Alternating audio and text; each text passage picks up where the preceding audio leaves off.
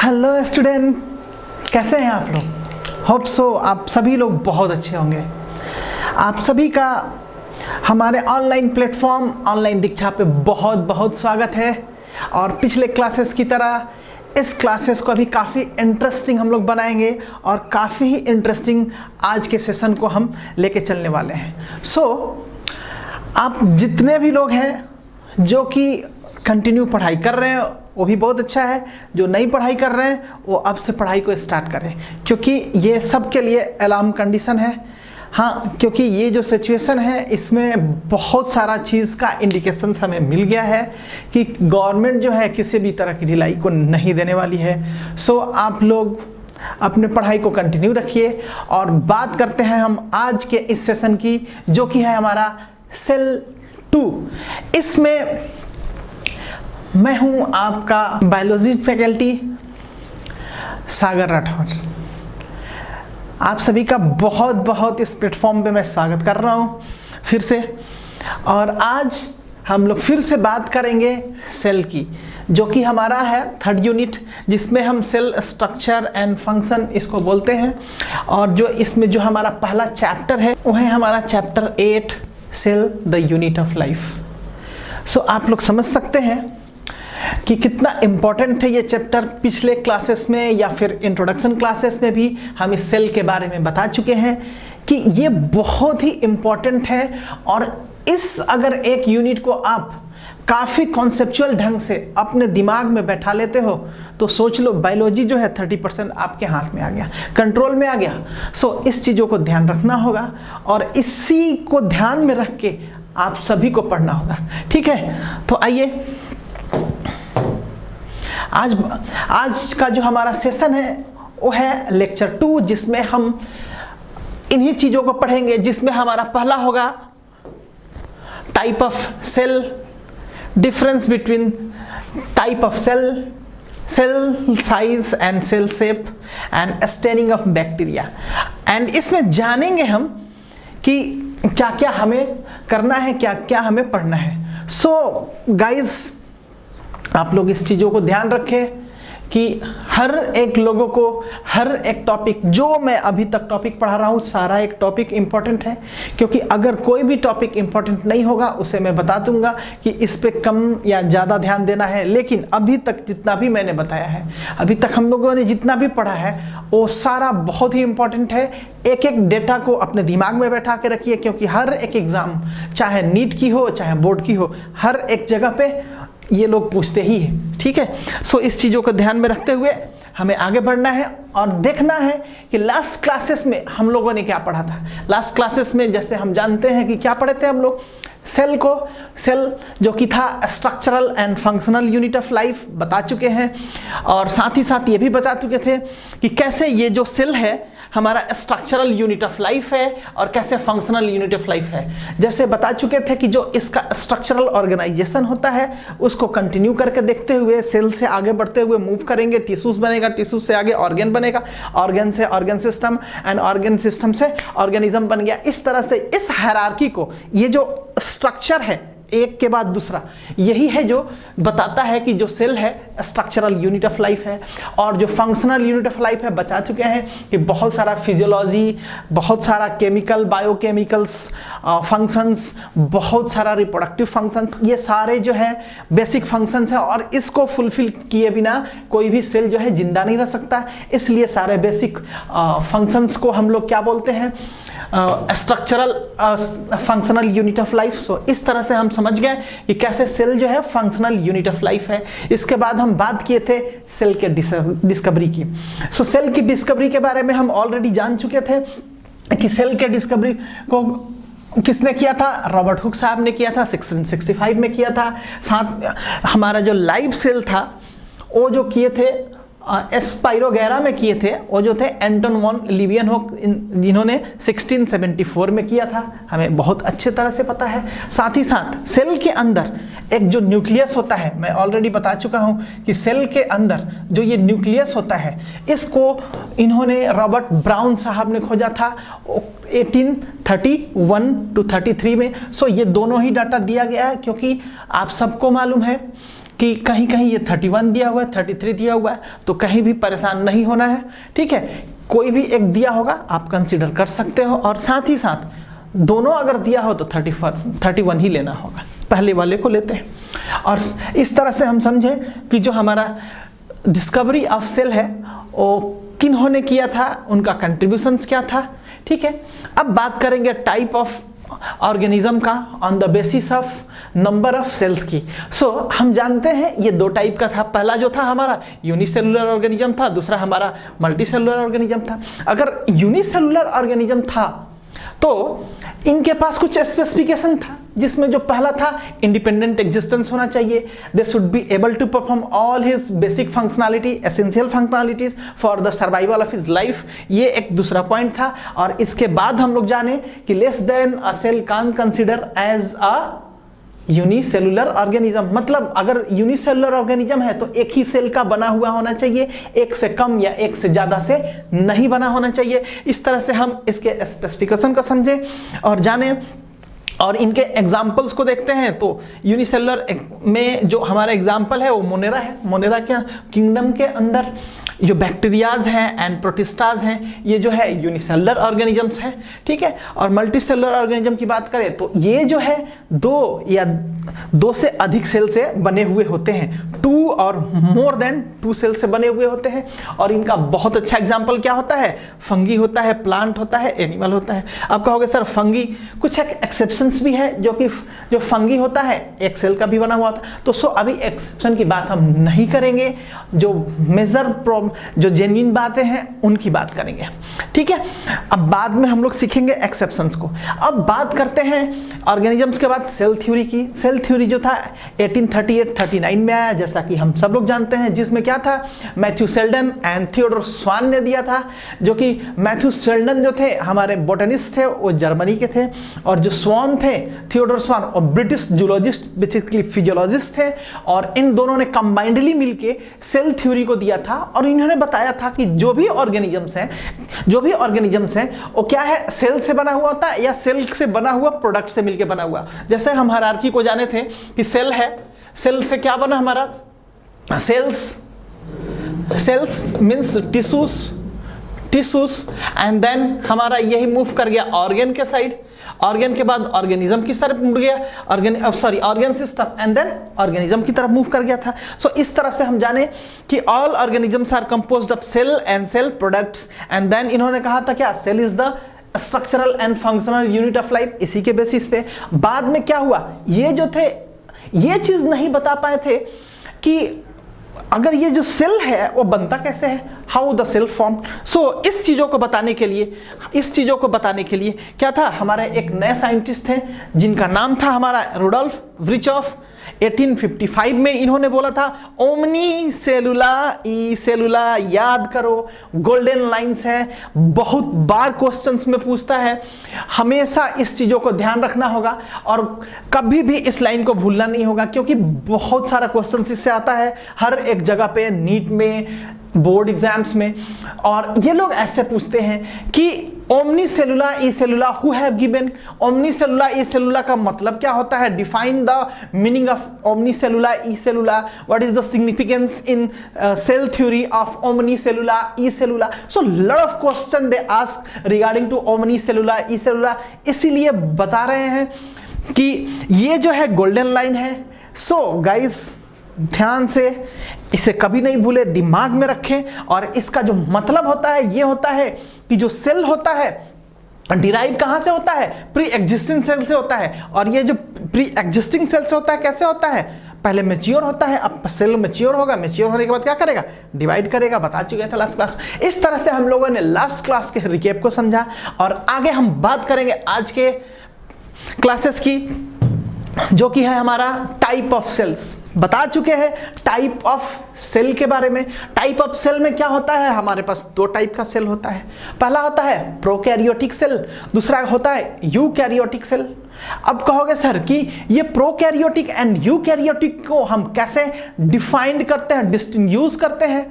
सो एक चीज समझ लो, बहुत ही ध्यान से सुनो, क्योंकि आज का जो भी क्लासेस है ये काफी थ्योरी बेस्ड तो है ही, लेकिन अगर इस चीजों को विजुअलाइज नहीं करोगे आप, तो आप कभी भी जान लो इस चीजों को समझ नहीं पाओगे।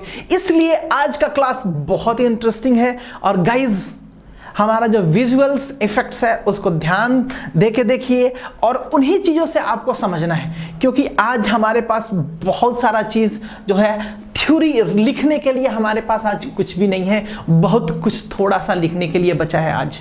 और आज का जो क्लासेस है, आज के क्लासेस में काफ़ी हम लोग क्या है इमेज से पढ़ाई करेंगे। सो प्रोकैरियोटिक सेल और यूकैरियोटिक सेल, जैसा कि आप देख रहे हैं, प्रोकैरियोटिक सेल जो होता है हमारा, यहां पे देख सकते हैं ये हमारा प्रोकैरियोटिक है, ये हमारा यूकैरियोटिक सेल है। और दोनों का डिफरेंस देखो, जो प्रोकैरियोटिक होता है, ध्यान से सुनो, ये जो प्रोकैरियोटिक होता है इनका जो न्यूक्लियस होता है, न्यूक्लियस होता है विदाउट मेम्ब्रेन होता है, विदाउट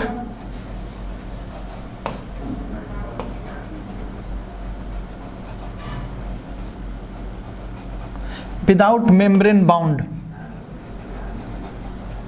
जैसा कि आप देख सकते हैं ये जो इनका न्यूक्लियस है, ये वाला न्यूक्लियस पार्ट, ये जो न्यूक्लियस है, ध्यान से देखिए आप लोग, ये जो न्यूक्लियस है ये जो है विदाउट न्यूक्लियस है, ऐसे ही नेकेड पड़ा हुआ है, ठीक है, ऐसे ही है, बिना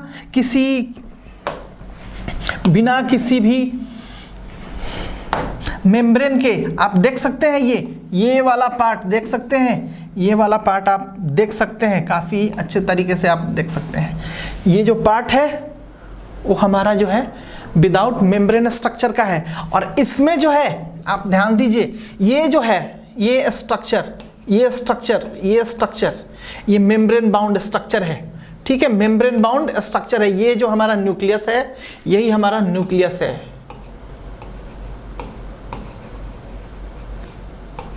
यही न्यूक्लियस है, और इनका ये न्यूक्लियस है, ठीक है। और इनका जो न्यूक्लियस होता है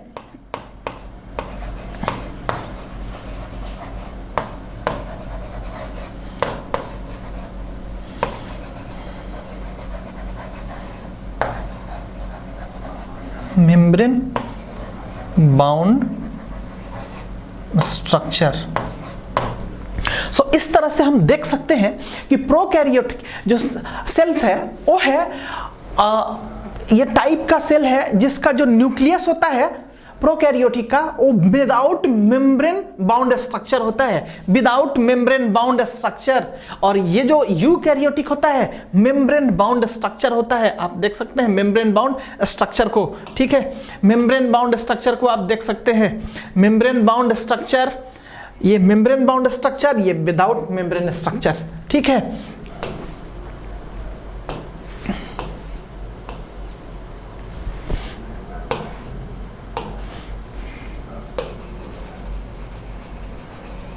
मेम्ब्रेन बाउंड, और ये जो है हमारा विदाउट मेम्ब्रेन, ठीक है।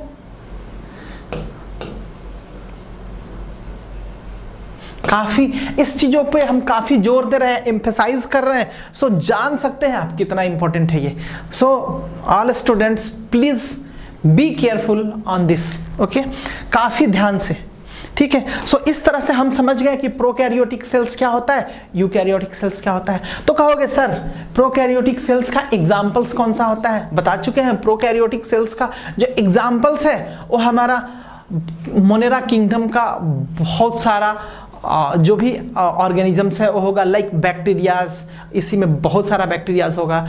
और बात करें अगर हम यूकैरियोटिक्स की, तो यूकैरियोटिक्स में जो होते हैं हमारा होता है प्रोटिस्टा होता है, एनिमल होता है, प्लांट होता है, फंगाई होता है। इस तरह से हम समझें कि प्रोकैरियोटिक क्या होता है और यूकैरियोटिक क्या होता है। अब बात करेंगे हम और देखेंगे कि क्या होता है दो बेसिक टाइप का सेल्स को, जो कि प्रोकैरियोटिक है और हमारा दूसरा यूकैरियोटिक्स है। आप देख सकते हैं, काफी ध्यान से देख सकते हैं, इनका जो है न्यूक्लियस, न्यूक्लियोइड रीजन, ये वाला रीजन बिना मेम्ब्रेन के है। ये वाला रीजन आप देख सकते हैं, ये वाला सारा मेम्ब्रेन बाउंड स्ट्रक्चर है, मेम्ब्रेन बाउंड स्ट्रक्चर है चारों तरफ से, आप देख सकते हैं ये चारों तरफ से मेम्ब्रेन बाउंड स्ट्रक्चर से जुड़ा हुआ है। सो इस तरह से हम समझ गए कि क्या होता है प्रोकैरियोटिक्स एंड क्या होता है यूकैरियोटिक सेल्स। सो अब बात करते हैं हम इसके डिफरेंसेस की, कि क्या डिफरेंसेस है प्रोकैरियोटिक्स में और यूकैरियोटिक्स में, क्या क्या डिफरेंसेस होते हैं। काफी ध्यान से, क्योंकि ये बहुत ही इंपॉर्टेंट है और इस पर्टिकुलर टॉपिक से हर बार नीट में 2 क्वेश्चंस पूछता है। हर बार 2 से कम क्वेश्चंस कभी भी नहीं पूछा है, ठीक है। सो इस चीजों को ध्यान रखिए, 2 क्वेश्चंस कितना इंपॉर्टेंट है। काफी अच्छे से पढ़ाई करोगे समझ में आ जाएगा। बोर्ड एग्जाम्स में तो पूछता है, क्योंकि भले ही आप 12th की बात करो एग्जाम्स में, लेकिन इससे रिलेटेड चीजें वहां पे होती हैं, इसीलिए काफी ध्यान देने की जरूरत है। देखना कैसे जरूरत है। सो इस तरह से हम देख सकते हैं कि अगर इसके जो ऑर्गेनिजम्स की बात करें, डिफरेंसेस इन प्रोकैरियोटिक्स में जो पहला हमारा है ऑर्गेनिजम्स, ये जो पहला ऑर्गेनिजम्स है वो हमारा है मोनेरा किंगडम का बैक्टीरिया को हम मानते हैं। ये मोनेरा किंगडम के अंतर्गत जो बैक्टीरिया है वो इसमें एक ऑर्गेनिज्म के तौर पे है।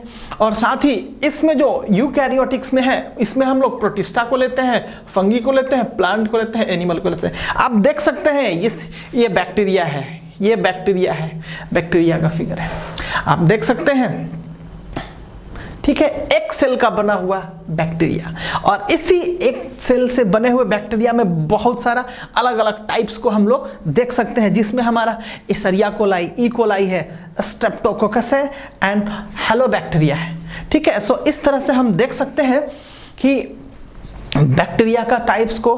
और इसके अंदर प्रोटिस्टा में हम लोग देख सकते हैं अमीबा होता है, यूग्लिना होता है, पैरामीशियम होता है, डिफरेंट टाइप का हमारा प्रोटिस्टा। एंड फंगी को देख सकते हैं, फंगी, ठीक है। और इसके बाद अगर बात करें एनिमल्स की, तो हम देख सकते हैं डिफरेंट टाइप ऑफ एनिमल्स। ये देखो हमारा डिफरेंट टाइप ऑफ एनिमल्स है, एक्वेटिक एनिमल्स है, इंसेक्ट्स है, हमारा प्लांट है, ह्यूमन है, हमारा फ्लावर्स है, और इसी के साथ जेलीफिश भी है। सो इस तरह से हम लोग डिफरेंट टाइप के ऑर्गेनिजम्स को हम लोग देख पा रहे हैं। अब अगर बात करें हम इसके जो दूसरे जो डिफरेंसेस हैं, उसको क्या चीज से कंसीडर किया, वो सेलुलर फॉर्म इन सेंस कि इसमें जो होता है प्रोकैरियोटिक्स में जो हमारा जो ऑर्गेनिजम्स होता है वो तो होता ही होता है, बट उनका सेलुलर लेवल क्या है, इन सेंस कि वो कितने सेल के बने हुए ऑर्गेनिजम्स होते हैं। सो अगर बात करें हम प्रोकैरियोट्स का, तो मोस्टली कैसे होता है, यूनिसेलुलर होते हैं। यूनिसेलुलर इन सेंस सिर्फ और सिर्फ एक सेल के बने हुए होते हैं। और इसमें एक एक्सेप्शन है हमारा प्रोटिस्टा। ध्यान से देना, क्योंकि प्रोटिस्टा जो है एक सेल का बना हुआ ऑर्गेनिज्म होता है, बट ये इनका जो न्यूक्लियस होता है मेम्ब्रेन बाउंड स्ट्रक्चर होता है, इसीलिए प्रोकैरियोट ना होके यूकैरियोट्स में आते हैं, ठीक है। सो इस तरह से हम देख सकते हैं कि यूनिसेलुलर ऑर्गेनिजम्स में हम अगर बात करें बैक्टीरिया की, तो जैसा हम बता सकते हैं ई कोलाई की बात करते हैं, स्ट्रेप्टोकोकस की बात करते हैं, हेलोबैक्टीरिया की बात करते हैं। इसी तरह से प्रोटिस्टा में अगर देखें हम अमीबा की बात करते हैं, हम यूग्लिना की बात करते हैं, पैरामीशियम की बात करते हैं। और इसी तरह से अगर एलगी की बात करें तो हम देख सकते हैं क्लोरोला है, क्लोमाइडोमोनास है। इस तरह से ये इस्ट है, इस्ट जो कि पंगी है। इस तरह से हम लोग समझें कि डिफरेंट टाइप का जो प्रोकैरियोट्स होता है, यूकैरियोट्स ऑर्गेनिजम्स होता है, इसमें सेलुलर लेवल क्या होता है। सो हम जाने कि प्रोकैरियोट्स में जो हमारा सेलुलर लेवल होता है, इसमें हमारा जो पहला होता है वो होता है यूनिसेलुलर ऑर्गेनिज्म, और इसमें क्या होता है मल्टीसेलुलर ऑर्गेनिज्म एक्सेप्ट प्रोटिस्टा। तो इस तरह से हम लोग समझें इसके टाइप्स को। अब बात करेंगे हम इसके दूसरे डिफरेंसेस की बात करें तो हम देख सकते हैं यहाँ पे दूसरे डिफरेंसेस में कि इनका जो सेल डिवीजन होता है, इनका जो टाइप ऑफ सेल डिवीजन है वो कैसे होता है, ये माइटोसिस कराते हैं। प्रोकैरियोट्स क्या होता है, माइटोसिस और एमाइटोसिस को सिर्फ फॉलो करते हैं। माइटोसिस यस और एमाइटोसिस। कहोगे सर ये माइटोसिस और ये एमाइटोसिस क्या होता है, आप लोग 10th क्लास पढ़ के आए हो, आप लोग को कोई भी जानकारी नहीं है सेल डिवीजन के बारे में। हम एग्री करते हैं इससे, लेकिन हम लोग आगे के क्लासेस में इसका जो लास्ट हमारा जो चैप्टर है 10th चैप्टर, क्योंकि ये 8th चैप्टर चल रहा है, 9th जो हमारा बायोमोलिक्यूल्स है और 10th जो है हमारा cell cycle and cell division है। इस cell cycle and cell division में हम लोग माइटोसिस, एमाइटोसिस और मियोसिस के बारे में पढ़ेंगे और जानेंगे कि क्या होता है ये सारा टाइप्स। सो इस तरह से हम प्रोकैरियोट्स की बात कर रहे थे तो देख रहे थे कि एमाइटोसिस ये लोग सेल डिवीजन को फॉलो करते हैं और ये जो साथ ही साथ एमाइटोसिस को भी फॉलो कर रहे थे। तो हम लोग देखेंगे कि माइटोसिस और एमाइटोसिस क्या होता है। सो देखो पहले माइटोसिस को समझते हैं। माइटोसिस में क्या होता है, देखो एक पर्टिकुलर ऑर्गेनिज्म का सेल है, ठीक है। ऑर्गेनिज्म का सेल क्या किया, ये अपने आप को मैच्योर कर रहा है, मैच्योर किया, मैच्योर करने के बाद क्या किया, अब धीरे धीरे क्या कर रहा है, अपने आप को मैच्योर करने के बाद अपने आप को इलोंगेट कर रहा है। देखो पहले का जो साइज था वो कैसा था, इतना था, अब देखो साइज कितना बड़ा हो गया है, इतना बड़ा हो गया है। आप ध्यान से देख सकते हो। अभी हम इसका कलर चेंज कर देते हैं, क्योंकि कलर चेंज करेंगे तो काफ़ी चीज़ें पता चल जाएंगी। सो इस तरह से हम आप देख सकते हो, इसके साइज को देखो और इसके साइज को देखो, समझ में आ रहा है। ये जो था पहले सेल एक था, सेल जो था मैच्योर होना चालू हुआ, देखो मैच्योर हुआ, मैच्योर होने के बाद क्या किया, अपने आप को इलोंगेट किया, इलोंगेट करने के बाद क्या किया, ये कंस्ट्रक्शंस बनना चालू हुआ, क्लेवेज फॉर्म किया और धीरे धीरे क्या होगा, एक सेल से क्या हुआ, 2 सेल बन गया हमारा। सो यही होता है हमारा माइटोसिस। ये होता है क्या, मल्टीप्लिकेशन करता है, 1 से 2 करता है, 2 से 4 करता है। लेकिन अगर हम बात करें माइटोसिस की तो माइटोसिस में ऐसा कुछ होता नहीं है। माइटोसिस में क्या होता है, मैच्योर वगैरह होने का चीज नहीं होता है। अगर एमाइटोसिस की बात करें, ध्यान से इधर देखिए एमाइटोसिस को, ये अगर एक ऑर्गेनिज्म है, ठीक है, ऑर्गेनिज्म में क्या होता है, क्योंकि ये मल्टी सेलुलर ऑर्गेनिज्म में होता नहीं है, यूजुअली कहाँ होता है, ये यूनिसेलुलर एक सेल के बने हुए ऑर्गेनिज्म में ही एमाइटोसिस मिलता है, जिसमें क्या होता है, अपने बॉडी को ही क्या करते हैं, फ्रेगमेंट कर देते हैं। अगर एमाइटोसिस होता है तो क्या करते हैं, ये मैच्योर होते हैं, धीरे धीरे अपने बॉडी को क्या करते हैं, डिवाइड कर लेते हैं, डिवाइड करके और इनका ही बॉडी जो है 2 पार्ट, अलग अलग पार्ट में बन जाता है, 2 अलग अलग पार्ट में, मतलब एक ऑर्गेनिज्म से, इस एक ऑर्गेनिज्म से 2 ऑर्गेनिज्म का बनना, ठीक है। ये होता है माइटोसिस, एमाइटोसिस, ठीक है।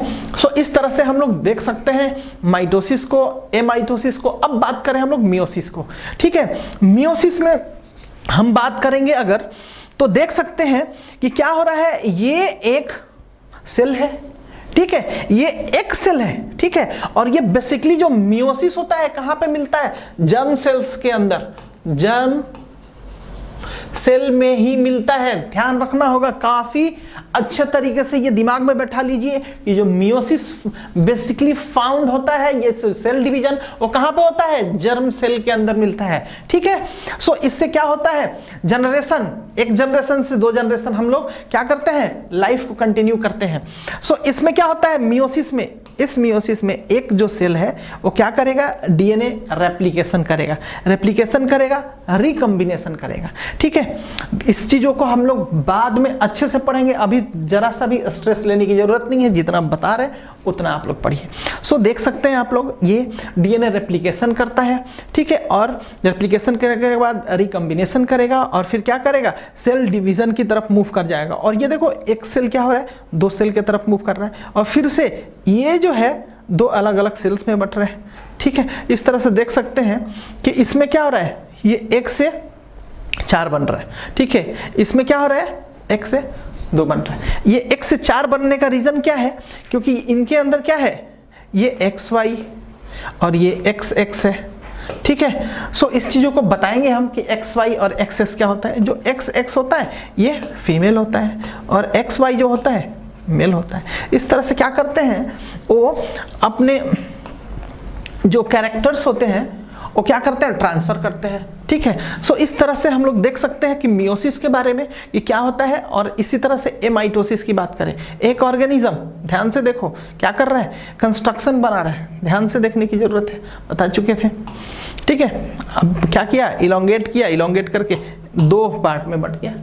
सो यही है एमाइटोसिस। सो इस तरह से हम लोग समझ सकते हैं कि जो इनका जो सेल डिवीजन होता है प्रोकैरियोट्स में और यूकैरियोट्स में कैसे होता है। अब बात करते हैं हम इनके रिप्रोडक्शन की। काफी इंपॉर्टेंट है रिप्रोडक्शन। रिप्रोडक्शन जो प्रोकैरियोटिक सेल्स में होता है वो होता है हमारा एसेक्सुअल, और जो हमारा यूकैरियोटिक्स में होता है वो होता है सेक्सुअल रिप्रोडक्शन, और साथ ही साथ एसेक्सुअल रिप्रोडक्शन भी होता है। तो हम ये जानेंगे कि सेक्सुअल और एसेक्सुअल रिप्रोडक्शन कैसे होता है और क्या होता है। हम लोग देख चुके हैं कि एक ऑर्गेनिज्म का दो पार्ट में ही बट जाना, एक ये ऑर्गेनिज्म है, इसका अपने बॉडी को दो पार्ट में डिवाइड कर लेना, यही होता है हमारा एसेक्सुअल रिप्रोडक्शन। ठीक है, और बात करें हम सेक्सुअल रिप्रोडक्शन की तो इसमें क्या होता है, ये फीमेल होता है और एक मेल होता है। मेल जो होता है अपना एक जर्म सेल ट्रांसफर करता है, ठीक है, और फीमेल भी अपना जर्म सेल ट्रांसफर करती है। सो इस तरह से क्या होता है, दोनों क्या करता है, कंबाइंड करता है। ठीक है, दोनों कंबाइंड करता है, और इस तरह से ये जो होता है फीमेल जो होता है एग को रिलीज करता है, एग ट्रांसफर करता है, और जो मेल होता है बेसिकली अपना मेल जो होता है जर्म सेल, यानी मोस्टली क्या होता है स्पर्म्स होता है। सो इसको ये लोग ट्रांसफर करते हैं, और क्या करते हैं ये दोनों मेल और फीमेल का जर्म सेल क्या करता है, फ्यूज करता है, एक साथ कंबाइंड होता है। और ये जो कंबाइंड होता है इस प्रोसेस को हम लोग क्या बोलते हैं, ये फर्टिलाइजेशन बोलते हैं। और ये जो फीमेल जो है अपना जब ये देता है एक अपना एक सेल अगर देता है और मेल भी अपना एक देता है सेल, तो ये वाला जो प्रोसेस होता है गैमेट होता है। गैमेट ये लोग अपना ट्रांसफर करते हैं। ठीक है, ये जो दोनों गैमेट है वो क्या करेगा, फ्यूज करेगा। फ्यूज करने के बाद क्या होगा, फर्टिलाइज होगा। फर्टिलाइज होने के बाद क्या होता है, एम्ब्रियो का डेवलपमेंट होता है, और एम्ब्रियो का डेवलपमेंट होने के बाद जब फुल्ली एम्ब्रियो का डेवलपमेंट हो जाता है तो क्या होता है, एक नया ऑर्गेनिज्म बन जाता है। सो इस तरह से हम लोग समझ सकते हैं, देख सकते हैं कि जो रिप्रोडक्शन है एसेक्सुअल रिप्रोडक्शन और सेक्सुअल रिप्रोडक्शन कैसे हो रहा है। और अब हम बात करेंगे इसी के जो नेक्स्ट जो हमारा डिफरेंस है वो है हमारा जेनेटिक मटेरियल्स। यस, बहुत ही इंपॉर्टेंट, काफ़ी ध्यान से देखने वाली चीज़ें। आप सभी लोगों को मैं फिर से बता रहा हूँ, जिनको भी डाउट है इस चीज़ों पे, जेनेटिक मटेरियल्स के सर्कुलर डीएनए और हेलिकल और लीनियर डीएनए में, यहाँ पे ध्यान से देखिए, बहुत ही लोगों, बहुत सारे स्टूडेंट्स की ये क्वेरीज थी, बहुत सारे स्टूडेंट्स की ये क्वेरीज थी, sir linear and circular DNA हमें समझ में नहीं आ रहा है। सो काफ़ी ध्यान से देखिए आप लोग, और इस चीज़ों को काफ़ी अपना कॉन्सेप्ट क्लियर कीजिए। यहाँ पे देखिए जेनेटिक मटेरियल्स जो होता है, हम बात कर रहे हैं इसके फिफ्थ डिफरेंस की, जो कि है हमारा जेनेटिक मटेरियल। जेनेटिक मटेरियल इसमें क्या होता है, सर्कुलर डीएनए, जो कि क्या होता है, विदाउट हिस्टोन होता है। मतलब ये कि ये हिस्टोन इसके तरफ बाउंड नहीं होता है। तो हिस्टोन पूछोगे, सर हिस्टोन का बेसिक वर्क क्या होता है, हाँ, तो ये हिस्टोन जो होता है ऑर्डर एंड पैकेजिंग करता है, ordering and packaging, ordering and packaging करता है। ठीक है, याद रखो। और इसी ऑर्डर एंड पैकेजिंग के चलते क्या होता है, काफ़ी शेप जो होता है स्ट्रिक्ट होता है। सो इस तरह से हम देख सकते हैं यहाँ पे हिस्टोन को, कि हिस्टोन यहाँ पे क्या होता है, एब्सेंट होता है। सो इस तरह से सर्कुलर डीएनए की बात करें, जो कि बैक्टीरिया के अंदर बेसिकली मिलता है, यूनिसेलुलर ऑर्गेनिजम्स के अंदर मोस्टली मिलता है। इसमें क्या होता है, इनका जो सर्कुलर डीएनए होता है नेकेड होता है और ऐसे ही मूव करते हुए रहता है। ये काफ़ी स्टेबल नहीं होता है, स्टैटिक होता है, ऐसे ही मूव करते हुए रहता है। ठीक है, आप देख सकते हो इसके चारों तरफ कोई भी मेम्ब्रेन बाउंड स्ट्रक्चर नहीं है, कोई भी मेम्ब्रेन बाउंड स्ट्रक्चर नहीं है, आप देख सकते हैं। सो इस तरह से समझ गए आप सारे चीज़ों को। सी, अब बात करते हैं हम इसके सर्कुलर डीएनए की। तो सर्कुलर डीएनए में क्या क्या इनके पास एबिलिटीज होता है, सो देखो बता देते हैं सर्कुलर डीएनए के बारे में। जो सर्कुलर डीएनए होता है ये काफ़ी क्वाइल्ड होता है, क्वाइल्ड होता है, और ये हमारे लिए एक तरह से हमारा जो बायोटेक्नोलॉजी होता है, बायोटेक्नोलॉजी में ये बहुत ही इंपॉर्टेंट वर्क होता है, क्योंकि इनका जो खास जो स्पेसिफिकेशन ये होता है कि इनके छोटे से एक पार्ट को अगर हम ले लेते हैं और लेके उसके अंदर हम कुछ एक केमिकल चेंजेस इनके बेस में बताएंगे, आगे चल के सारा चीज़ बताएंगे, ठीक है, कंफ्यूज नहीं होना है। तो काफ़ी चीज़ें होती है इसके थ्रू, छोटा छोटा हम लोग एक तरह से क्या कहा जाए, एक आप समझ सकते हो कि ट्रांसफर ऑफ मटेरियल्स आप लोग देखे हो, हर एक लोग क्या है आजकल पेन ड्राइव से अवेयर हो गए, ठीक है। पेन ड्राइव में क्या होता है, किसी एक पर्टिकुलर स्टैटिक सिस्टम से क्या करते हैं, कुछ एक फाइल को लेते हैं और ट्रांसफर करके दूसरे सिस्टम में डाल देते हैं। कुछ वैसा ही काम हमारा ये सर्कुलर डीएनए का एक छोटा छोटा पीस करता है, जो कि ये जो हमारा प्लाज्मिड है उसके थ्रू भी हम लोग करते हैं, ठीक है। सो अभी इसकी बात नहीं करेंगे, अभी हम बात करेंगे इसके सर्कुलर डीएनए की। सो बहुत सारा इंपॉर्टेंट है और ये क्या होता है, एंडलेस होते हैं, कहीं भी ये खत्म होते ही नहीं है, हमेशा बहुत ज़्यादा क्वाइल्ड होते हैं, क्वाइल्ड होते होते बहुत ज़्यादा क्वाइल्ड होते हैं, ठीक है। सो इसीलिए अगर इनको बीच में कहीं से कट भी करोगे तो फिर क्या कर देते हैं, फिर से कंजॉइंट कर लेते हैं अपना। सो इनका इफेक्ट नहीं होता है, इसीलिए क्या होता है, कभी ये वेरिएशन इनके साथ मिलता नहीं, क्योंकि इनको अगर कट करते हैं और काटने के बाद भी देखते हैं तो क्या मिलता है मेरे को कि किसी भी तरह का वेरिएशन ही नहीं होता है।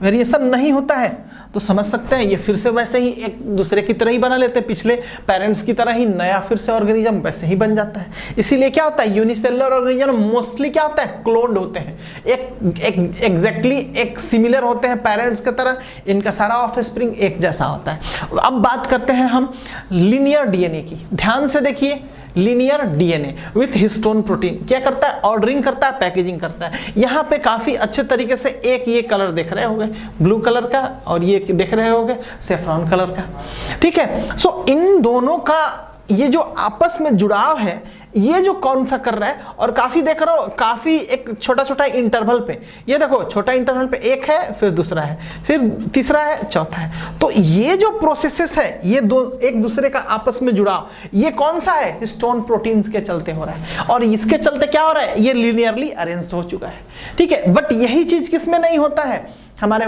प्रोकैरियोटिक सेल में नहीं होता है, यूनिसेलुलर ऑर्गेनिजम्स में नहीं मिलता है। इसीलिए उनका जो क्रोमोसोम्स होता है वो कैसा होता है, सर्कुलर डीएनए होता है, ठीक है। उनका जो डीएनए होता है सर्कुलर होता है, यहाँ पे कैसा है, हेलिकल होता है, लीनियर होता है। ध्यान दो, हेलिकल क्यों हम बोल रहे हैं, हेलिकल मतलब ये देखो ये वाला, ठीक है, और ये देखो, तो ये हेलिकल स्ट्रक्चर है, साथ ही साथ क्या है, लीनियर है, एक जैसा पड़ा हुआ है। लेकिन ये क्या है, क्वाइल्ड है, क्वाइल्ड इन सेंस, देखो इधर ध्यान से, ये काफी एक दूसरे में ही काफी उलझा हुआ है, ठीक है, और ये एंडलेस होता है। सो इस तरह से हम समझ गए कि सर्कुलर डीएनए क्या होता है और लीनियर और हेलिकल डीएनए क्या होता है, और इनका इंपॉर्टेंस भी समझ गए। इसीलिए इनके पास क्या होता है, एक डिफिनिट क्या होता है, शेप्स होता है, और इनका जो ऑर्डरिंग और पैकेजिंग क्या होता है, एक लेवल के हिसाब से होता है, एक पर्टिकुलर वे में होता है, ठीक है। सो इस तरह से हम समझ गए, और काफी अच्छे तरह से हम समझ गए हैं, समझ में आ गया हो।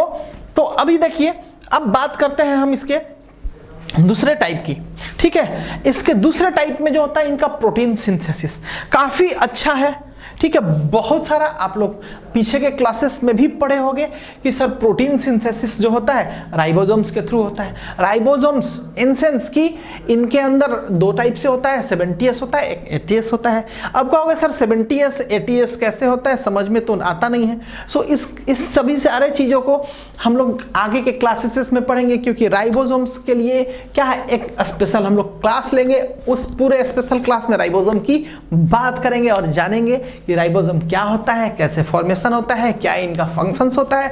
So all type of ribosomes को भी जानेंगे। सो अभी बात करते हैं हम इनके डिफरेंसेस की, कि प्रोकैरियोटिक्स में जो हमारा जो राइबोसोम्स होते हैं वो 70S टाइप के राइबोसोम्स होते हैं। 70S, yes 70S।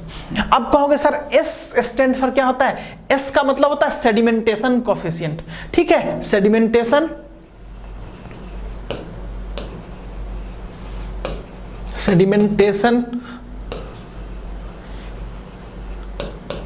Sedimentation coefficient, ठीक है, सेडिमेंटेशन कोफिशिएंट है, ठीक है। उसी तरह से 80s है।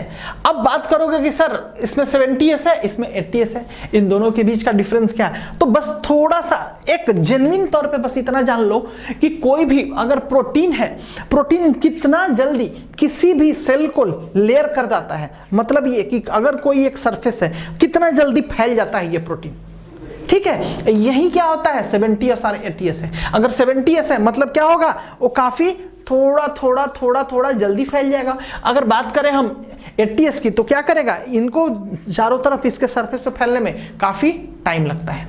तो इस तरह से हम समझ गए कि क्या होता है हमारा 70s और 80s। और आगे जानेंगे कि 70s भी बेसिकली 2 यूनिट से मिलकर बना होता है, 50s सब यूनिट और 38 सब यूनिट। कहोगे सर 50 + 30 = 80 होता है। सो ऐसा कुछ भी नहीं है, समझ गए सारे लोग। आप लोग ध्यान रखिए, ये जो 50s और 30s है, ठीक है, इनका अलग अलग इंपॉर्टेंस है। हम लोग काफी चीजें इसके बारे में बाद में जानेंगे, परेशान नहीं होना, फिर से मैं बोल रहा हूं, ठीक है, क्योंकि ये जो है हमारा, फिर से बात कर रहा हूं, ये जो है 50s जो है ये भी एक टाइप का सब यूनिट है। 2 सब यूनिट 50 और 30, लेकिन इसमें क्या होता है 60 + 40, इसमें 2 अगर जोड़ा जाए तो ये क्या होगा 100 होगा, लेकिन अगर इसमें जोड़ा जाए तो 80 होगा।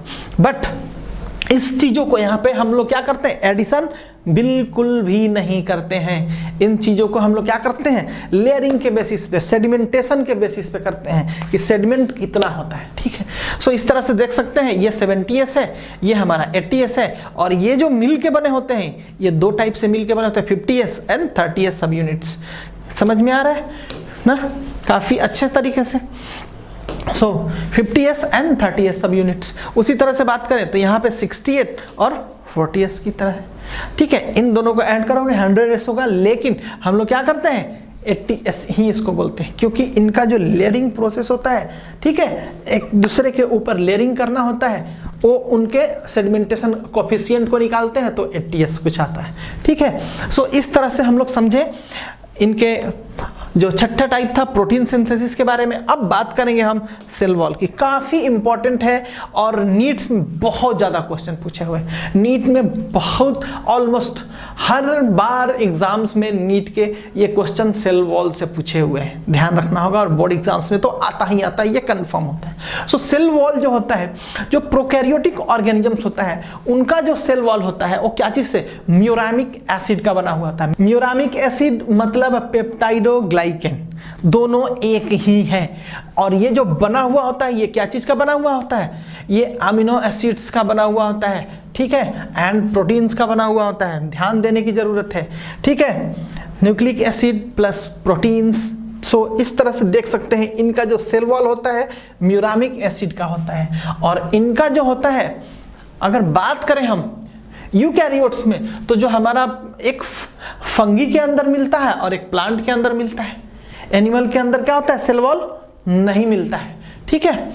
और साथ ही साथ ये जो म्यूरामिक एसिड होता है किसके अंदर मिलता है, बैक्टीरिया के अंदर मिलता है। जिसमें क्या हुआ था, शुरू में जो साइंटिस्ट लोग थे जब देख रहे थे तो बैक्टीरिया को क्या बोले, एनिमल के अंदर डाल दिए थे, प्लांट के अंदर, बेसिकली प्लांट के अंदर, क्योंकि प्लांट के अंदर भी क्या होता है, सेल वॉल मिलता है, और बैक्टीरिया के अंदर भी क्या, सेल वॉल मिलता है। तो बोले कि ये भी प्लांट है, बट बाद में पता चला नहीं नहीं ऐसा नहीं है, ठीक है, क्योंकि जो बैक्टीरिया है सेल वॉल तो है, लेकिन वो क्या है, अलग टाइप का ऑर्गेनिज्म से, और प्लांट जो है अलग टाइप का ऑर्गेनिज्म से। बाद में हम लोग काफी स्टडी किए तो जाने।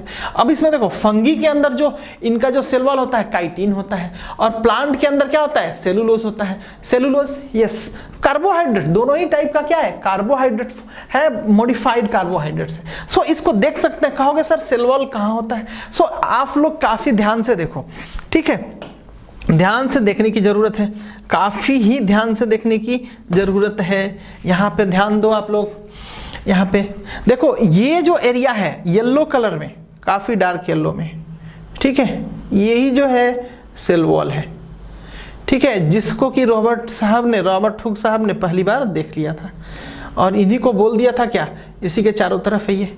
सो ये जो सेल वॉल है, इधर अगर बात करें प्रोकैरियोट के अंदर, मतलब बैक्टीरिया के अंदर बात करें, तो उनका जो बना हुआ था क्या चीज से बना होता है, म्यूरामिक एसिड से। और या फिर पेप्टाइडोग्लाइकेन से बना हुआ था। और इसमें अगर बात करें फंगी के अंदर बात करें तो ये जो बना हुआ है काइटिन का है, और प्लांट के अंदर बात करें तो सेलुलोज का। सो इस तरह से हम लोग समझ गए कि जो इनका सेल वॉल है प्रोकैरियोट्स का और यूकैरियोट्स का कैसे अलग होता है। अब बात करते हैं हम इनके रिस्पिरेशन की। रिस्पिरेशन में बात करेंगे कि प्रोकैरियोटिक ऑर्गेनिज्म है जो रेस्पिरेशन जो करता है मेसोजोम के थ्रू करता है। एक ऑर्गेनेल्स है, मतलब एक बॉडी के अंदर छोटा छोटा ऑर्गेनेल्स होता है, डिस्टिंक्ट स्ट्रक्चर होता है जिनका फंक्शंस अलग अलग होता है, और क्या करते हैं वो सेल को जिंदा रखने में हेल्पफुल होते हैं, क्योंकि सेल के अंदर बहुत सारा अलग अलग एक डिस्टिंक्ट स्ट्रक्चर होता है जिनका अपना अपना काम है, जो कि सेल को क्या करते हैं बूस्ट करते हैं, न्यूरिश करते हैं अलग तरीके से, जिसको कि आगे के क्लासेस में हम लोग जानेंगे। सो इस तरह से हम देख सकते हैं कि प्रोकैरियोटिक ऑर्गेनिजम्स हैं, इनका जो रिस्पिरेशन का जो ऑर्गन है वो है मेसोजोम है, और यूकैरियोट्स के अंदर क्या है माइटोकॉन्ड्रिया है। ध्यान देने की जरूरत है। आप देख सकते हैं मेसोजोम, यस, ये आप देख सकते हैं ये वाला स्ट्रक्चर। तो जब ये जो होता है, जब ये जो रिस्पिरेशन करते हैं तो इनका जो सरफेस एरिया होता है, सरफेस एरिया क्या हो जाता है काफी बढ़ जाता है, फैल जाता है। ये अभी छोटा नॉर्मल तौर पे, ये क्या होता है जब ये करेंगे तो ये फैल जाएगा, और क्या होता है रिस्पिरेशन करने के लिए क्या होता है इसके अंदर एयर स्टोर कर लेते हैं। ठीक है, इसी तरह से अगर बात करें माइटोकॉन्ड्रिया का, तो ये लोग काफी क्या करते हैं स्टोर करते हैं, इसके अंदर क्या करते हैं स्टोर करके, और एनर्जी को उसके थ्रू बना हुआ एनर्जी को क्या करते हैं ये लोग सेव करते हैं। ठीक है, इसीलिए क्या बोलते हैं माइटोकॉन्ड्रिया को पावर हाउस ऑफ सेल के लिए क्या करते हैं ये पावर को सेव करते हैं। समझ में आ रहा है? सो इस तरह से हम समझ सकते हैं ये कितना इंपॉर्टेंट है। सो और देख भी चुके हैं। अब बात करते हैं हम इसके दूसरे टाइप की फोटोसिंथेसिस की, कि ये फोटोसिंथेसिस करते हैं कि नहीं कर सकते हैं। ठीक है, तो अब बात करते हैं कि देखो प्रोकैरियोटिक्स में जो कोई भी ऑर्गेनिजम्स है वो फोटोसिंथेसिस नहीं करते हैं। कोई भी ऑर्गेनिजम्स जो कि प्रोकैरियोटिक का है वो क्या करता है, इनके अंदर क्लोरोप्लास्ट मिलता नहीं है, जिससे क्या होता है फोटोसिंथेसिस ये लोग नहीं करते हैं, ये लोग फोटोसिंथेसिस नहीं कर सकते हैं। लेकिन यूकैरियोट्स में होता है हमारा, यूकैरियोट्स में क्लोरोप्लास्ट के थ्रू क्या होता है फोटोसिंथेसिस होता है। आप काफी अच्छे तरह से देख सकते हो, यहाँ पे देख सकते हो ये क्या है थैलेक्वाइड है, ये हमारा देख सकते हो काफी ये जब जुटा हुआ है तो क्या हुआ ग्रेना, ये ग्रुप ऑफ देखो 1 2 3 4 ऐसे ऐसे जोड़ के देख लो यहाँ पे क्या बना ग्रेना बना। ठीक है, बाद में इस चीज़ों को काफ़ी अच्छे तरीके से हम लोग पढ़ेंगे, सो परेशान ज़्यादा सा भी नहीं होना है। अभी सिर्फ हम लोग चीज़ों को क्या कर रहे हैं, चीज़ों से जो पढ़ना है उससे हम लोग इंट्रोड्यूस कर रहे हैं अपने आप को। सो आप लोग देखते जाइए और समझते जाइए कि हमें क्या क्या आगे पढ़ना है। सो ये देख सकते हैं आप, इसके अंदर क्या है ये एस्ट्रोमा, काफ़ी एरिया जो होता है खाली इसके अंदर। अब इसके अंदर क्या है थाइलोक्वाइड रखा हुआ है, एक एक पीस को थाइलोक्वाइड बोलते हैं, ग्रुप में आ जाए तो ग्रेना बोलते हैं। ठीक है, अब ये क्या होता है क्लोरोप्लास्ट डीएनए होता है। देखो इधर ध्यान दो बाबू, सब तुम लोग ध्यान दो। ठीक है, काफी अच्छे तरीके से ध्यान दो, समझ में आ रहा है? ये जो है ये हमारा क्लोरोप्लास्ट, ये क्या है डीएनए है, डीएनए है, ध्यान से देखो। ठीक है, और साथ ही साथ अगर बात करें हम, देखो ये चारों तरफ ये एक दूसरे से कनेक्टेड है, एक दूसरे से कनेक्टेड है। ये किसके थ्रू हो रहा है, स्ट्रोमा लैमली से हो रहा है। क्या है, एक दूसरे से ये कनेक्टेड हो रहे हैं। सो इस तरह से हम लोग देख सकते हैं। और इनमें क्या होता है, 2 मेम्ब्रेन होता है, एक इनर होता है ये वाला और एक ये वाला आउटर मेम्ब्रेन होता है, देख सकते हैं। सो इन सभी चीज़ों को हम लोग काफ़ी अच्छे तरीके से पढ़ेंगे आगे के क्लासेस में। ठीक है, और अब बात करते हैं हम इसका जो आखिरी फीचर्स है होता है N2 फिक्सेशन। मतलब ये कि नाइट्रोजन फिक्सेशन कौन कौन से लोग कराते हैं। इसमें देखो नाइट्रोजन फिक्सेशन जो है काफी बैक्टीरियाज होते हैं जो कि क्या होते हैं,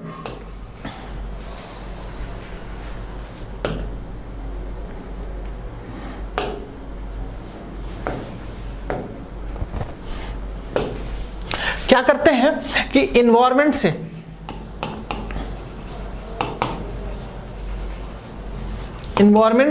क्या करते हैं N2 लेते हैं और क्या करते हैं फिक्स करते हैं किसके अंदर, सॉइल के अंदर फिक्स करते हैं। अगर मिट्टी है तो मिट्टी के अंदर क्या करेंगे, ये मिट्टी के अंदर N2 को फिक्स करेंगे। ये सारे N2 जो है ये मिट्टी के अंदर फिक्स करेंगे, जिसके थ्रू क्या होता है, प्लांट वगैरह जो कि प्लांट को जरूरत होता है, किसी भी प्लांट को जब ये जरूरत होता है नाइट्रोजन का, हाँ, तो क्या करते हैं, इसी मिट्टी से क्या करते हैं, नाइट्रोजन लेते हैं। और इसमें क्या होता है, जो बैक्टीरिया होता है, साइनोबैक्टीरिया होता है, एनाबेना होता है, नोस्टक होता है, ये जो होते हैं काफी हेल्पफुल होते हैं। और क्या करते हैं, ये नाइट्रोजन क्या करते हैं, इन्वायरमेंट से लेते हैं, मिट्टी के अंदर उसको डाल के रख देते हैं, फिक्स कर देते हैं, ठीक है। और उससे क्या होता है, जब प्लांट ग्रो करना होता है, कोई चीज का जरूरत होता है नाइट्रोजन का, जब है ना, क्योंकि नाइट्रोजन जो होता है काफी जरूरत है प्लांट को अपने आप को ग्रोथ करने के लिए, डेवलप करने के लिए। सो वहां से वो लोग ऑब्जर्व करते हैं। सो आप देख सकते हैं साइकिल क्या। लेकिन यू बैक्टीरिया में, यूकैरियोटिक ऑर्गेनिजम्स में कोई भी टाइप का क्या होता है, N2 फिक्सेशन नहीं होता है। इस तरह से हम समझ सकते हैं कि कितना ये इंपॉर्टेंट है, ठीक है, काफी इंपॉर्टेंट है। इस तरह से हम लोग समझे कि प्रोकैरियोट्स और यूकैरियोट्स का डिफरेंस क्या क्या होता है।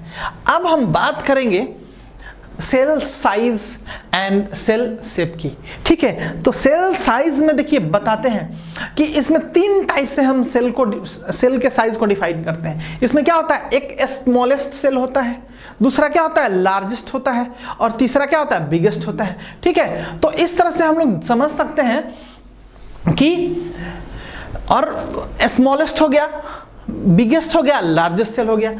सो इसमें देखो जो सबसे पहला हमारा है वो क्या है, हमारा सेल जो है साइज में सबसे स्मॉलेस्ट की बात कर रहे हैं, स्मॉलेस्ट साइज की बात कर रहे हैं, जो कि क्या होता है, माइकोप्लाज्मा होता है। एक बैक्टीरिया होता है जो कि सबसे स्मॉलेस्ट बैक्टीरिया होता है, माइकोप्लाज्मा, जिसको कि क्या बोलते हैं, PPLO, pleuro pneumonia like organism भी बोलते हैं इसको, या माइकोप्लाज्मा गैलिस्पेक्टम भी बोलते हैं, जिनका जो साइज होता है 0.3 माइक्रोमीटर होता है। माइक्रो ऐसे एंड मीटर, ठीक है, माइक्रोमीटर होता है, ध्यान देना, ठीक है। और इनका जो स्ट्रक्चर होता है, शेप होता है, कुछ इस तरह का होता है। देखो एक ये जो हुआ इनका सेल वॉल हुआ, सेल वॉल के पहले क्या होता है, बात करेंगे अभी हम। इसके पहले क्या होता है, इनके ऊपर सेल इनवेलप होता है। सेल इनवेलप इन सेंस ग्लाइकोकैलिक सबसे पहले होता है, इसके बाद सेल वॉल होता है, इसके बाद सेल मेम्ब्रेन होता है। इनके अंदर 3 लेयर होता है, ठीक है, 1 2 3 लेयर, ठीक है। उस चीज़ों को भी जानेंगे। और इस तरह से हम देख सकते हैं कि ये माइकोप्लाज्मा है। ध्यान से देखिए माइकोप्लाज्मा को, ठीक है, क्योंकि बहुत सारे बुक्स वगैरह में ये चीज़ अवेलेबल नहीं है। आप लोगों के लिए ये स्पेशली हम ये फीचर्स क्या है आप लोगों को दिखाने के लिए बनाया गया है, ठीक है। सो ध्यान से देखिए इस चीज़ों को और काफ़ी समझिए कि माइकोप्लाज्मा होता कैसा है, ठीक है। और ये सिर्फ और सिर्फ एक सेल का बना होता है, जो कि सबसे स्मॉलेस्ट ऑर्गेनिज्म होता है। सो इस तरह से हम समझ गए। और इनका जो साइज होता है 0.3 माइक्रोमीटर, ठीक है, 0.3 माइक्रोमीटर होता है, ठीक है। अब बात करते हैं हम इसके बिगेस्ट सेल की। यस, बिगेस्ट सेल के बारे में बात करते हैं, ठीक है। बिगेस्ट सेल की बात करें तो हम समझ सकते हैं, यहां पे देख सकते हैं, बिगेस्ट सेल की बात करें तो देख सकते हैं यह है कौन सा, ऑस्ट्रिच एग। ऑस्ट्रिच एग, बहुत सारे लोग बोले थे कि सर मेरे को अभी तक ये चीज समझ में नहीं आया कि सर लोग बोलते हैं कि विथ सेल विदाउट सेल।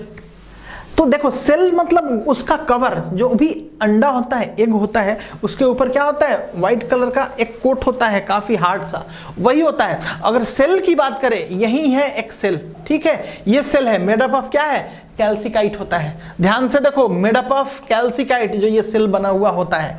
इसमें जो होता है, ये जो इनके डायमीटर्स की बात करें तो अगर यहां से अगर बात करते हैं तो देखो हमारा कितना होता है, 3 इंच होता है, ठीक है। अगर इसको जोड़ लिया जाए तो कितना होता है, 6 इंच होता है। मतलब यहां से लेके, ध्यान दो इधर से, ये बस यहां से लेके यहां तक, ठीक है, यहां से लेके यहां तक एक हुआ। तो सिर्फ विदाउट सेल की बात कर रहे हैं, ठीक है। और अगर सेल की बात करें, सारे सेल की बात करें तो यहां से चालू होके यहां तक आ जाता है, जो कि कितना हो जाता है हमारा, 6 इंच हो जाता है, डबल हो जाता है। सो समझ में आ रहा है कि क्या होता है। ये 3 इंच और ये 6 इंच होता है। सो इस तरह से आप समझिए बिगेस्ट सेल जो होता है ऑस्ट्रिच का, देख सकते हैं आप यहाँ पे ऑस्ट्रिच का एग, ठीक है, कि कैसे विदाउट सेल और सेल को हम लोग क्या करते हैं, मेजर करते हैं, ठीक है, काफी अच्छे तरीके से देख सकते हैं, ठीक है। और इस चीजों को नोट डाउन भी करना जरूरी है, ठीक है, नोट डाउन भी आप लोग कर सकते हैं, क्योंकि आपके पास अल्टीमेटली ये सारा कुछ आपके पास होने वाला है, ठीक है, काफ़ी इंपॉर्टेंट है, इसीलिए हम लोग एम्फेसाइज कर रहे हैं, जोर दे रहे हैं। अब आगे हम बात करते हैं इसके लार्जेस्ट सेल की, यस लार्जेस्ट सेल की। सो ये जो लार्जेस्ट सेल होता है हमारा न्यूरॉन्स होता है, ह्यूमन के अंदर प्रेजेंट होता है, काफ़ी लंबा लंबा होता है, ठीक है। सो लार्जेस्ट सेल क्या होता है, इनका जो साइज होता है 7 माइक्रोमीटर होता है, 7 माइक्रोमीटर, ध्यान दीजिएगा 7 माइक्रोमीटर मतलब ये यहां से लेके यहां तक अगर हम बात कर रहे हैं, ठीक है, यहां से लेके यहां तक की बात कर रहे हैं, ये क्या होता है लार्जेस्ट, सबसे लंबा लंबा जो सेल्स होता है अभी तक का, जो अभी तक जो हम लोगों ने खोजा है उसमें जो होता है लार्जेस्ट सेल क्या होता है, न्यूरॉन्स होता है, ह्यूमन का न्यूरॉन्स, ठीक है। और इस तरह से हम समझ सकते हैं, ठीक है, कि कैसा न्यूरॉन्स होता है, देख लो न्यूरॉन्स, ठीक है, समझ में आ रहा है। सो ये हमारा न्यूरॉन्स है, समझ में आ गया, ध्यान से देखो, ठीक है। अब हम बात कर रहे हैं कि ह्यूमन ब्लड सेल की। ह्यूमन ब्लड सेल भी जो होता है क्या होता है, 7 माइक्रोमीटर का होता है, ठीक है। और अब बात करते हैं हम सेल शेप की, क्या बात कर रहे हैं हम लोग, सेल शेप की बात कर रहे हैं। सो इसमें देख सकते हैं जो सेल का डिफरेंट टाइप का सेल होता है, shape of cell is related to its position, position in sense कि अगर यहां पे होगा तो क्या होगा, फ्लैट होगा, अगर यहां पे होगा फ्लैट होगा। अगर बात करें हम, अगर इसकी बात करें हम, तो ये फ्लैट है क्या, ये ऐसे है, मूव किया हुआ है, ऐसे कर्व टाइप का लिए हुआ है, यहाँ पे नहीं हो सकता है, यहाँ पे नहीं हो सकता है हमारा। सो अलग अलग पोजीशन के हिसाब से क्या होता है, सेल का जो होता है शेप भी होता है। तो हम लोग देख सकते हैं फ्लैट कहाँ होता है, फ्लैट सरफेस सेल में होता है, ठीक है। अब हम लोग इसके कलर को चेंज कर लेते हैं ताकि काफ़ी अच्छे से, फ्लैट जो होता है सरफेस सेल में मिलता है, कोई भी एक सरफेस ले लो फ्लैट सेल मिलेगा। अब बात करते हैं पॉलीगॉन का। पॉलीगॉन मतलब कॉर्टेक्स के अंदर बहुत सारा अलग अलग डिफरेंट टाइप का शेप्स होता है, ठीक है, डिफरेंट शेप्स इन सेंस की इस टाइप से भी मिल जाएगा आपको, इस टाइप का भी मिल जाएगा आपको, इस टाइप से भी मिल जाएगा आपको। तो ये सारा पॉलीगॉन स्ट्रक्चर्स है, अगर उसके हिसाब से जैसा बनना है कॉर्टेक्स के अंदर, जैसा पोजीशन है उसके हिसाब से क्या करते हैं, शेप को चूज कर लेते हैं और वैसा सेल बन जाता है। अब राउंड और बाई कॉन्केव की बात करते हैं, ये कैसा होता है, राउंड और बाई कॉन्केव, ये होता है blood cell, red blood cell, round and biconcave होता है। क्यों होता है राउंड और क्यों बाई कॉन्केव होता है, क्योंकि क्या होता है, ये कैपिलरीज के थ्रू पास करता है, कैपिलरीज के थ्रू पास करता है, तो ये राउंड होना चाहिए। और क्या होता है, ऐसे पकड़े हुए होता है, ठीक है, बाई कॉन्केव। सो इस तरह से क्या होता है कि जो ये कैपिलरीज के अंदर अच्छे से आसानी से क्या होता है, मूव कर जाते हैं। अगर इनका शेप चेंज कर जाता है तो क्या हो जाता है, डिजीज हो जाता है, जिसको बाद में हम लोग समझेंगे, ठीक है। सो इस तरह से हम समझें कि राउंड एंड बाई कॉन्केव क्या होता है, हमारा ब्लड सेल होता है, ठीक है। ब्लड सेल कैसा होता है, राउंड एंड बाई कॉन्केव होता है, ठीक है। अब बात करते हैं long and narrow columnar epithelium की बात करते हैं। Columnar epithelium, yes, long and narrow, आप देख सकते हो ये लॉन्ग भी है और काफी छोटा छोटा है। ये ध्यान दो, ये 1, ये 2, ये 3, ये 4, ये 5, मतलब ये लंबा तो है लेकिन क्या है, ऐसे नैरो है, ठीक है। इनका जो ठीक चौड़ाई है काफी नहीं है। सो आप देख सकते हैं यहाँ पे, ठीक है। अब बात करते हैं हम लॉन्ग एंड नैरो के बाद राउंड एंड ओवल जो होता है, मेसोफिल सेल होता है। कैसा होता है, round and oval mesophyll cell, देखो ध्यान से, राउंड एंड ओवल होता है। देखो राउंड कैसा होता है, ये देखो राउंड यहाँ पे, एंड ओवल की बात करें तो देख सकते हो ठीक है, इस तरह से हम लोग देख सकते हैं राउंड एंड ओवल डिफरेंशिएट किया हुआ है और काफी अच्छे से डिस्ट्रीब्यूटेड है। सो ये जो हमारा होता है मेसोफिल सेल्स में मिलता है, कौन सा, राउंड एंड ओवल। समझ में आया। अब बात करते हैं इलोंगेटेड, ये क्या होता है, ट्रैकिड्स होता है। ये देखो इलोंगेटेड, ध्यान से देखो, इलोंगेटेड। हाँ, जो भी क्वेरीज है सारे लोगों की क्लियर हो जाएगी यार, ठीक है। सो इस तरह से हम देख सकते हैं इलोंगेटेड स्ट्रक्चर है, ठीक है। लॉन्गेस्टेड की बात करें, लॉन्ग ये होता है, इलोंगेटेड मतलब काफी इसके साथ थिकनेस भी लिए हुए, सो इस तरह से इलोंगेटेड होता है, ठीक है। अब बात करते हैं हम ब्रांच्ड एंड लॉन्ग की।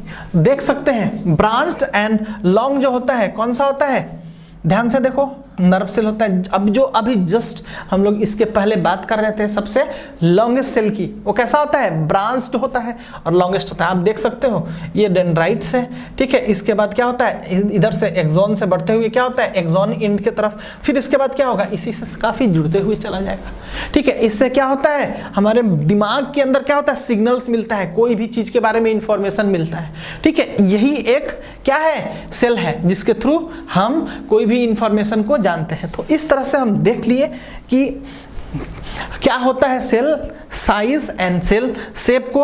अब बात करते हैं हम स्टेनिंग ऑफ बैक्टीरिया की। यस, स्टेनिंग ऑफ बैक्टीरिया बहुत ही इंपॉर्टेंट है। अब बात करते हैं स्टेनिंग ऑफ बैक्टीरिया की। तो स्टेनिंग ऑफ बैक्टीरिया जो था वो इसलिए किया गया ताकि हमें पता चल सके कि कौन सा बैक्टीरिया जो है हमारा फ्रेंड है और कौन सा बैक्टीरिया हमारा एनिमी है। इन सेंस कि कौन सा पैथोजेनिक और कौन सा नॉन पैथोजेनिक है। मतलब ये कि कौन सा बैक्टीरिया जो है डिजीज करता है और कौन सा बैक्टीरिया करता है नॉन डिजीजियस है। मतलब जो हमको बीमार करता है एक बैक्टीरिया और जो हमें बीमार नहीं करता है वो हमारे लिए थोड़ा हेल्पफुल है, ठीक है। अब जैसे बात करते हैं बहुत सारे बैक्टीरियाज में कि कर्ड के अंदर जो दूध जो होता है कन्वर्ट होता है कर्ड में, वो किसके चलते होता है, एक बैक्टीरिया के चलते, वो क्या बोलता है, लैक्टोबैसिलस होता है। उसी तरह से बात करते हैं अगर घाव वगैरह हो जाता है, अगर उंड हो जाता है हमारे बॉडी में, इंजरीज वगैरह हो जाता है, देखो अगर रेडनेस हो जाता है वहां पे क्या होता है, बैक्टीरिया वगैरह आता है। क्योंकि अगर वहां पे उंड बनने का चांसेस होता है तो बैक्टीरिया आने से क्या होता है, वहां पे रेडनेस वगैरह भी हो जाता है और साथ ही साथ वहां बैक्टीरिया का क्या होता है, कॉन्सेंट्रेशन बढ़ने लगता है और क्या करते हैं वो लोग, उस चीजों को वहां पे पस बनना चालू हो जाता है। तो जो पस बनता है वो किसके चलते बनता है, ड्यू टू कुछ बैक्टीरियाज के चलते बनता है, ठीक है। सो इस तरह से देख सकते हैं कि पस भी जो है हमारा जो सेल्स है क्या हो जाता है, कोई भी टाइप का सेल्स वो क्या होता है, पस में चेंज हो जाता है। तो इस तरह से वो हमारे लिए हार्मफुल है। सो और भी बहुत सारे टाइप के बैक्टीरियाज हैं, इकोलाई है, ठीक है, जो कि क्या करते हैं, इन्फेक्शंस वगैरह करते हैं और काफी और भी बैक्टीरियाज हैं जिसके बारे में हम लोग काफ़ी अच्छे तरह से सीखेंगे। अभी बहुत सारे पीछे के चीज़ों में हम लोग सीख पाए हैं। सो इस तरह से देख सकते हैं कि ये जो है based on difference in cell envelope and cell wall, cell envelope and cell wall, ये दो की बात कर रहे हैं। क्योंकि बैक्टीरिया के अंदर क्या होता है, सेल वॉल से पहले क्या होता है, सेल इन्वेलप होता है। क्योंकि बता चुके हैं ये जो बैक्टीरिया होते हैं इनके पास 3 लेयर होता है, 3 लेयर, ठीक है। ये 3 लेयर में जो पहला लेयर होता है इनका जो होता है वो होता है ग्लाइकोकैलिक्स, जो दूसरा होता है सेल वॉल होता है और जो तीसरा वाला होता है ये होता है सेल मेम्ब्रेन होता है। इस तरह से इन तीनों को कलेक्टिवली हम लोग क्या बोलते हैं, सेल इन्वेलप बोलते हैं, जो कि क्या करते हैं, इनको डिफिनिट शेप देते हैं, प्रोटेक्शंस देते हैं, किससे, फैगोसाइट्स से, जो इनको खाता है, इनगल्फ करने से बचाता है। सो इस तरह से हम लोग देख सकते हैं और जानेंगे कि क्या है ये सारे चीज, ठीक है। सो देखिए, based on differences in cell envelope cell wall bacteria is classified into 2 group. 2 group में ये जो क्लासिफिकेशन होता है, क्लासिफाई होता है, वो कैसे होता है, ये बस इसी स्टेनिंग प्रोसेस के थ्रू होता है। क्योंकि हम लोगों ने जब स्टेनिंग किया तो इससे 2 अलग अलग टाइप का बैक्टीरिया का फॉर्मेशन हुआ। So how bacteria is responding to the staining procedure, that is कि हम लोग जानते हैं कि बैक्टीरिया जो होता है, एक क्या होता है, ध्यान से देखो इधर, पैथोजेनिक, एंड दूसरा जो होता है नॉन पैथोजेनिक होता है। सो ये जो पैथोजेनिक और नॉन पैथोजेनिक बैक्टीरिया जो था और हम लोगों ने देखा वो ड्यू टू किसके चलते पता चला, स्टेनिंग ऑफ बैक्टीरिया के चलते पता चला। और इसको जो जिन्होंने किया था उनका नाम था क्रिश्चियन ग्राम, ठीक है। सो इससे रिजल्ट क्या निकला, सम बैक्टीरिया जो होते हैं ये पैथोजेनिक होते हैं और कुछ क्या होता है नॉन पैथोजेनिक होते हैं। अब देखते हैं इनके स्टेप्स के बारे में कि इन्होंने क्या क्या किया तो इनको पता चला। सो इसमें क्या हुआ, कुछ एक बैक्टीरियाज को देखो इधर ध्यान से, put some bacterias into culture medium. इन्होंने कुछ बैक्टीरिया को क्या किया, कल्चर मीडियम में लिया, लेने के बाद किया इसके अंदर क्रिस्टल वायलेट, ठीक है, पर्पल कलर का डाई डाल दिया। डाई डाला तो क्या हो गया, जितना भी बैक्टीरियाज वगैरह था वो क्या किया, उसके अंदर कलरफुल हो गया और सारे लोग क्या हो गए, पर्पल हो गए। आप देख सकते हैं यहाँ पे सारे जो बैक्टीरियाज हैं हमारा पर्पल यहाँ पे दिख रहे हैं। अब इसके बाद हम बात करते हैं, जब पर्पल हो गए तो इस चीजों को कंट्रास्टिंग करने के लिए काफी क्लियरली विजिबल हो, इसके लिए क्या करते हैं, पोटेशियम आयोडाइड। ध्यान से इधर देखो, potassium iodide, application of iodine mordant हम लोग यूज करते हैं। इसमें क्या होता है, पोटेशियम आयोडाइड को डालते हैं जिससे क्या होता है, कंट्रास्टिक हो जाता है, ठीक है। ध्यान से समझो, पोटेशियम आयोडाइड को यहाँ पे हम लोग डालते हैं जिससे क्या होता है, सारा चीज क्लियरली विजिबल होने लगता है, सारा बैक्टीरिया का जितना भी सेल वाल है काफी अच्छे तरीके से, काफी कंट्रास्ट करने के लिए हम लोग इसको यूज करते हैं। अब जो हम करते हैं कि जितना भी बैक्टीरिया जो था डाई हो गया, कलर हो गया, अब इसको एक बार हम लोग क्या करते हैं, वाटर से वॉश करते हैं, वॉश विथ वाटर, जिससे क्या होता है कि जितना अगर डाई को धुलना होता है धुल जाता है। अब इसके बाद जब धुल जाता है तो हम लोग देखते हैं क्या, और फिर से क्या करते हैं, इसको हम लोग पानी में डाल के धोने के बाद इसको फिर से क्या करते हैं, अल्कोहल के अंदर डालते हैं। Alcohol, yes, alcohol in sense acetone, ethanol, कोई भी टाइप के अल्कोहल में डालते हैं और देखते हैं तो क्या होता है कि कुछ एक बैक्टीरिया जो होता है अपने कलर को क्या करता है, छोड़ देता है, चेंज कर लेता है। अब इस चीजों को हम लोग जानने के लिए क्या करते हैं, काफी अच्छे तरीके से फिर से इसको क्या करते हैं, वॉश विथ वाटर, पानी के साथ फिर से इसको धोते हैं, ठीक है। अब अगर ये धुल गया तब तो ठीक है, काफी अच्छे से धुला।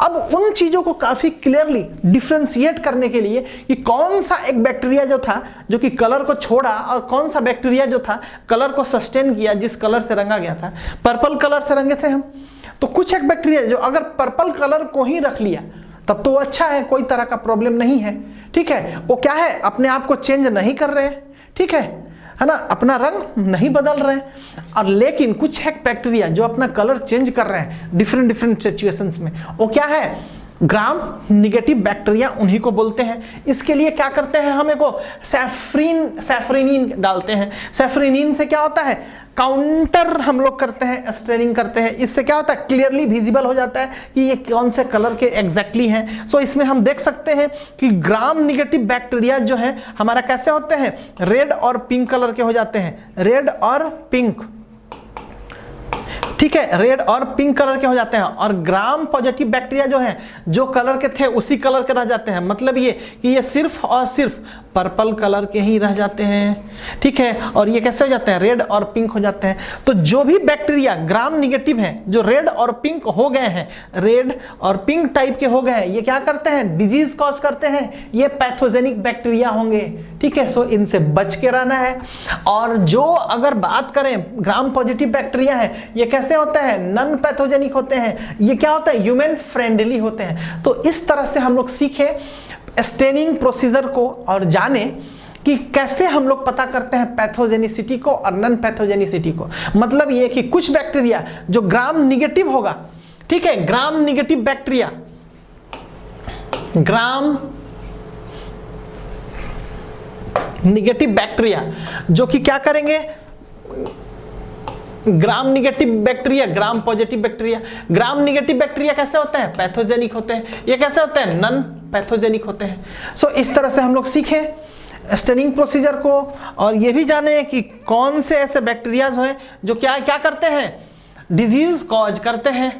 सो इस तरह से आज का हमारा जो ये सेशन है हम लोग इस स्टेनिंग प्रोसीजर के साथ यहीं पे ख़त्म करते हैं। लेकिन आप सबों के लिए एक होमवर्क है। होमवर्क ये है कि आप सभी लोग इस ग्राम पॉजिटिव और ग्राम निगेटिव बैक्टीरिया के डिफरेंसेस को, इनका जो डिफरेंस है आपस में कैसे डिफरेंशिएट करेंगे, क्या क्या इनके अंदर इनका फीचर्स जो है चेंज होगा और क्या क्या इनका कैरेक्टर्स अलग अलग होगा, इस चीज़ों को आपको खुद करना है। अगर नहीं होगा तो आप हमें क्वेरीज भेजिए, ठीक है। उस चीज़ों को भी हम लोग सॉल्व करेंगे आगे के क्लासेस में। लेकिन आज के इस सेशन में हम लोग इतना ही पढ़ते हैं, ख़त्म करते हैं और आशा करते हैं ये कि हर किसी को मज़ा आया होगा काफ़ी पढ़ के और काफ़ी अच्छे तरीके से आप लोग आगे भी पढ़ाई कीजिएगा। और जितने भी लोग हैं जिनका भी क्वेरीज है वो कंटिन्यू ऐसे सेंड कीजिए ताकि हम लोग काफ़ी अच्छे तरीके से आपके ऊपर काम कर सकें, ठीक है। So guys, stay at home, study well, ठीक है, और टेक केयर, सभी लोगों का ध्यान रखें, ठीक।